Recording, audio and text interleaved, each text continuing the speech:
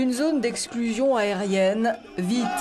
Désespérés de pouvoir stopper les attaques de l'aviation de Mouammar Kadhafi, les rebelles de Benghazi réclament à l'ONU d'imposer cette forme d'intervention militaire dont les risques sont difficiles à mesurer. Hier, au Parlement européen, les représentants de l'opposition libyenne ont donné leur feu vert à une condition près. Si une zone d'exclusion aérienne est le moyen de stopper ou de paralyser ces machines à tuer du régime, il faut la mettre en place, mais en excluant toute intervention de soldats étrangers sur le sol libyen.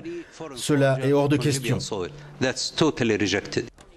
Au siège de l'OTAN, on pose aussi des conditions pour employer une telle mesure. D'abord, il faut la preuve que l'assistance de l'OTAN est nécessaire, nous a dit son secrétaire général, Anders Fogh Rasmussen. Mais surtout, toute opération de l'OTAN, a-t-il dit, doit se faire dans le cadre d'un mandat de l'ONU et avec l'accord de la région. Et c'est là que cela risque fort de bloquer, ou tout au moins de traîner. La Chine et la Russie ne sont pas partantes pour approuver une résolution imposant une zone d'exclusion aérienne à la Libye. Or, ces deux pays font partie des 5 membres permanents du Conseil de sécurité avec droit de veto. Ce dernier, qui compte aussi 10 membres élus et non permanents, est le seul organisme de l'ONU dont les résolutions ont force de loi internationale. Pour qu'une résolution soit approuvée, elle doit obtenir au moins 9 voix pour et aucun veto.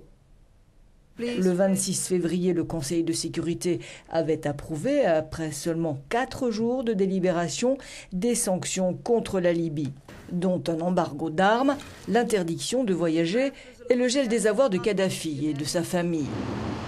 Mais établir une zone d'exclusion aérienne est déjà un acte de guerre, une aventure risquée pour ceux qui ont en mémoire l'Irak d'après Saddam, au point même que le secrétaire d'État américain Robert Gates a fait preuve de prudence. Une zone d'exclusion aérienne, ça commence par une attaque de la Libye afin de détruire sa défense aérienne. Autre débat, c'est le degré de la restriction. L'interdiction imposée à l'aviation de Kadhafi peut se limiter aux zones rebelles ou au contraire couvrir tout le territoire libyen, 4 fois l'Irak. Dans ce deuxième cas de figure, la tâche s'avérerait encore plus compliquée.